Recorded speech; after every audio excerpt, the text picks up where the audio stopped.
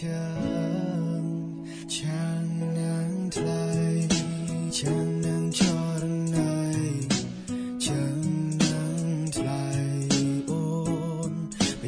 េច្រឡំថាដើរជាមួយនឹងកូនបងគ្រាន់តែប្រាំទេគិនខឹងបងទៅមានអូបើសិនជាខឹងមែនមានន័យថារើដាក់ខ្លួនសងសាចាបងមិនមែនតែមួយទេអូនបើសិនជាអូនមានខ្លួនអូនទទួលយកចូលសងសៅចាមែនបងនិយាយមិនខុសអូនទទួលយកចូលអូនទទួលយកចូល